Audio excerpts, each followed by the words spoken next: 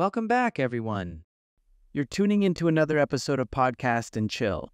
I'm Leo, always here to add a bit of laughter to your day. And I'm Gwen, here to give you the best tips and tricks for your daily grind. Today we're diving into a topic that resonates with many of our listeners. Yes, we're talking about the classic dilemma. I can understand English, but I can't speak it well. It's a frustrating situation for many learners out there. Absolutely, Gwen. But fear not, folks. We've got some great strategies to help you break through that barrier. That's right. Speaking English fluently is a skill, and like any skill, it takes practice and the right approach. So today, we're here to guide you on this journey and share some personal stories along the way. Let's get started.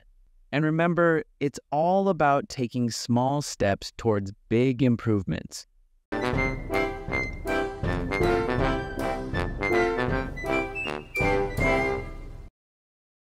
So, let's dive into this listening-speaking gap. Why do you think it exists, Gwen? Great question, Leo. One main reason is the lack of practice. Many learners listen a lot, but don't get enough speaking practice. That makes sense. Listening is passive, but speaking is active. You need to actually use the language to improve speaking skills. Exactly, Leo. Another reason is the fear of making mistakes. This fear can stop people from speaking even if they understand everything. I see. So it's like being afraid to jump into the pool because you think you might sink. Absolutely. And there's also the issue of mental translation. Many learners translate from their native language to English in their heads, which slows down their speaking significantly. That must be exhausting, constantly translating every sentence before you say it. It is, Leo, and it prevents the kind of spontaneous conversation that fluent speakers have. Makes sense. What about thinking speed? I've heard that's a big barrier too. Right, you are. If your brain isn't trained to think quickly in English, it can be hard to keep up in a conversation. So it's really about building that mental agility to switch between languages seamlessly. Yeah, and that takes us back to the practice. The more you speak, the better your brain gets at processing and producing English naturally. It's like working out, but for your brain. Exactly, Leo. And just like muscles, it needs regular workouts to stay in shape. So, Gwen, talking about breaking the silence, how do we start tackling this fear of speaking English? Well, Leo, the first step is acknowledging the fear. Accept that it's okay to be scared, but don't let that stop you. That's right, Gwen. It's like diving into a pool. The water might be cold at first, but you'll get used to it. Exactly.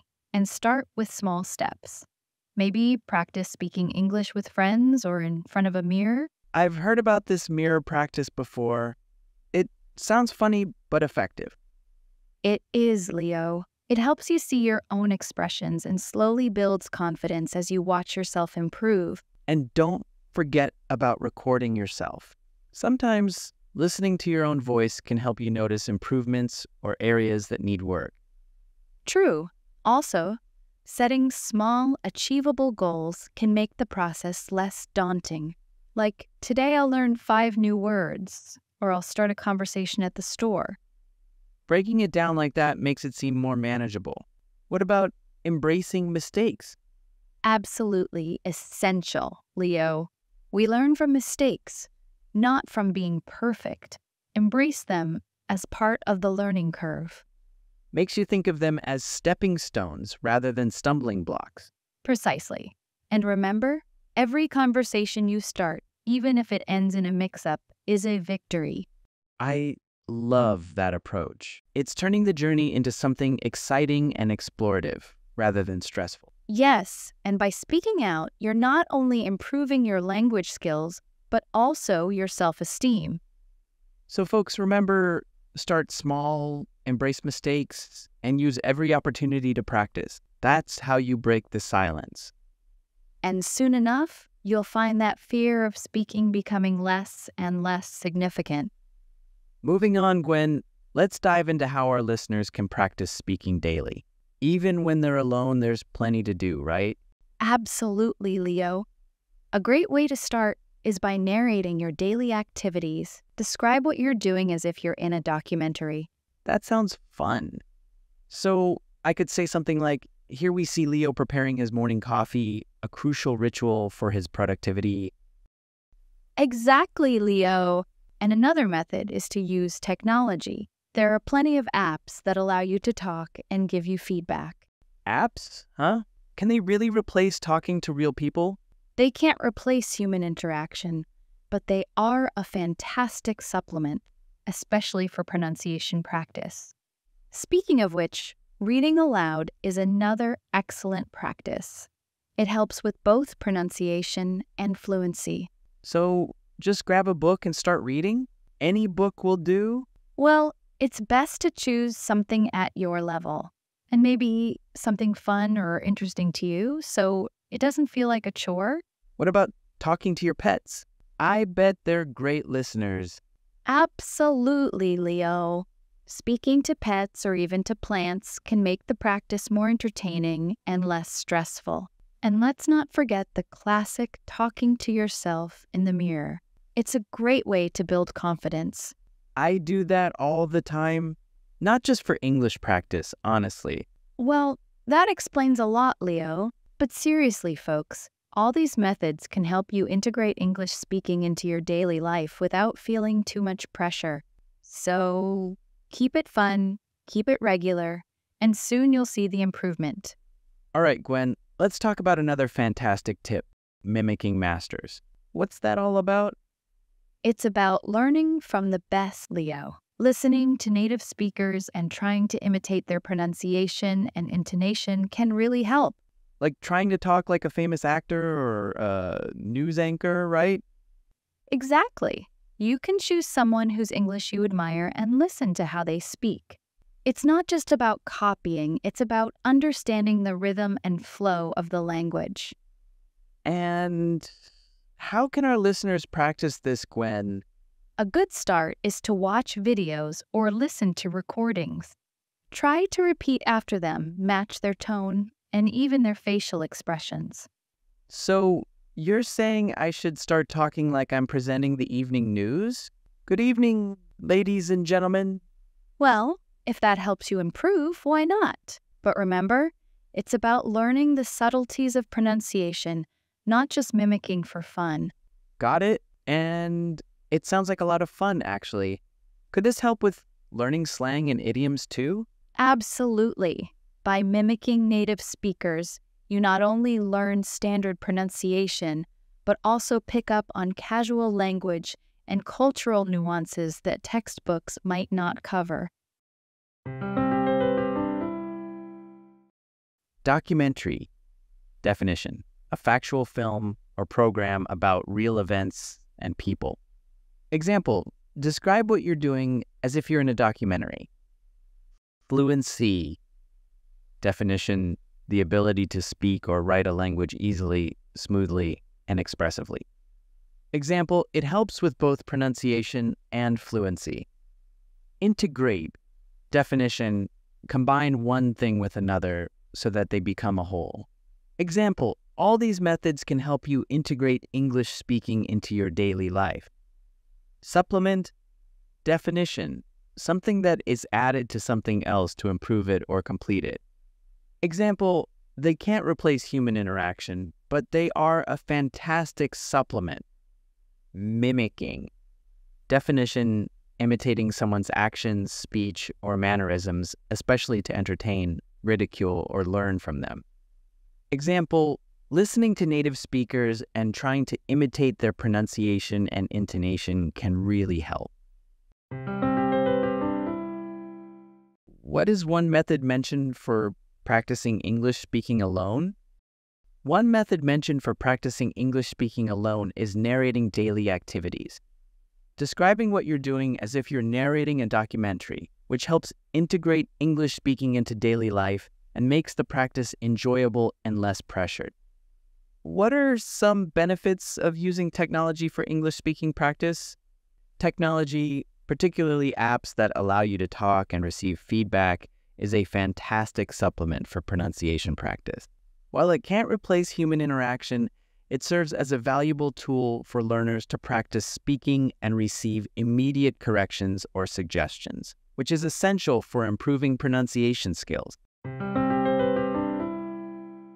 Moving on to another crucial aspect of mastering English, Gwen.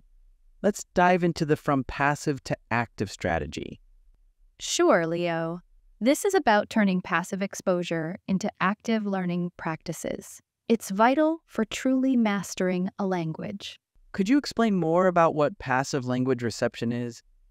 Passive language learning is when you absorb the language through activities that don't require active speaking or writing, like listening to music, watching TV, or reading. And active learning means? It means engaging with the language through speaking, writing, or any form of output that forces you to use the language actively. How can our listeners start making this transition? One simple step is to start reflecting on what you listen to or read. Ask yourself questions about it and try to summarize it in English. Sounds like turning every opportunity into a learning session. Exactly. Also, instead of just listening passively, try to repeat phrases and even shadow speakers to practice pronunciation and intonation. I guess turning on subtitles while watching shows could help too, right? Definitely. It's a great way to connect spoken language with written words and helps reinforce learning. What about turning passive book reading into active learning? After reading a chapter, write a short summary or discuss it with friends in English. Even better, post your thoughts online to get feedback. That sounds quite engaging and definitely pushes you to use English in a practical way. Yes, and don't forget to actively learn vocabulary.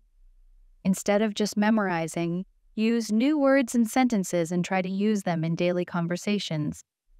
That must make the learning process much more dynamic and memorable. Absolutely, Leo. It's all about making your brain work actively with the language. So, Gwen, let's talk about how to kickstart a conversation. This can really help our listeners engage with native speakers. Absolutely, Leo.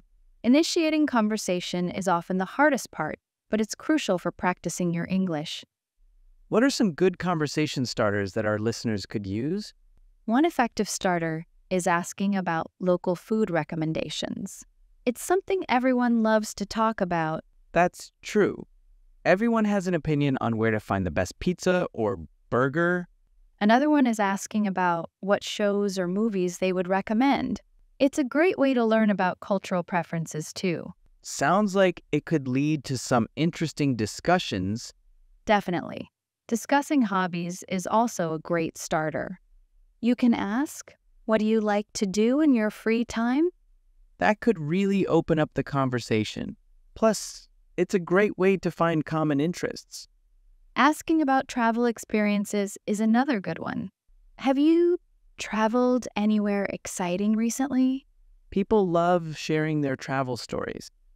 It might even give our listeners tips for their own travels. Yes, and for those who are a bit shy, starting with a compliment can ease into a conversation gently, like commenting on a piece of clothing or a gadget. That's a smooth way to get chatting. Just make sure it's genuine. Right. And remember, the goal is to keep the conversation going. Use open-ended questions that require more than a yes or no answer. Can you give an example of an open-ended question? Sure, like asking, what did you think about the event last night? Instead of, did you go to the event last night? That makes a lot of sense. It invites a story rather than a simple response. Exactly. And don't forget, the more you practice these conversation starters, the easier they will become. That's encouraging. Our listeners should definitely give these a try. Thanks for all these great tips, Gwen. You're welcome, Leo. Remember, it's all about taking that first step and just starting the conversation. moving on to the most crucial aspect of speaking English confidence. Let's dive into why it's so essential. Absolutely, Leo. Confidence isn't just about feeling good. It directly impacts how effectively we can communicate in a new language. So, you're saying it's a kind of self-fulfilling prophecy, right? If you believe you can speak well, you just might. Exactly. When we feel confident, we're less likely to hesitate or second-guess ourselves, which leads to smoother and more fluent conversations. But how does one build that confidence, especially if they're just starting out? It starts with setting realistic goals. Don't expect to be perfect. Focus on progress and celebrating small victories. Like understanding a full movie in English or having a conversation without translating in your head? Right. Those are great examples. And remember, each little step builds your confidence over time. I suppose making mistakes is part of the process too, right? Absolutely. Making mistakes and learning from them is key. It means you're trying, which is better than not speaking at all. And getting feedback from others can help too, right? Yes, feedback is incredibly valuable. It helps you understand what to improve and reinforces that you're on the right track. Sounds like building confidence in speaking English is a lot about mindset and practice. Exactly, Leo. It's all about embracing the journey and not being afraid to express yourself. The more you speak, the more natural it becomes. That's very encouraging. It makes me want to go out and start chatting with everyone. And you should, Leo. Every conversation is a step towards fluency. Crucial. Definition: extremely important or necessary. Example: moving on to another crucial aspect of mastering English, Gwen. Transition. Definition: the process or a period of changing from one state or condition to another. Example: how can our listeners start making this transition? Reflecting. Definition: thinking deeply or carefully about. Example: one simple step is to start reflecting on what you listen to or read. Engaging. Definition: charming and holding the interest or attention of. Example: that sounds quite engaging and definitely pushes you to use English in a practical way. Initiating. Definition: causing the beginning of something. Example: so, Gwen, let's talk about how to kickstart a conversation. What is the difference between passive and active language learning? Passive language learning involves absorbing the language through non-interactive activities like listening to music, watching TV, or reading, where no active use of language is required. Active language learning, on the other hand, involves engaging with the language through activities that require output and interaction, such as speaking and writing.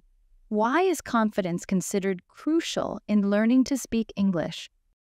Confidence is crucial because it impacts the effectiveness of communication in a new language. Feeling confident reduces hesitation and second-guessing, which leads to smoother and more fluent conversations.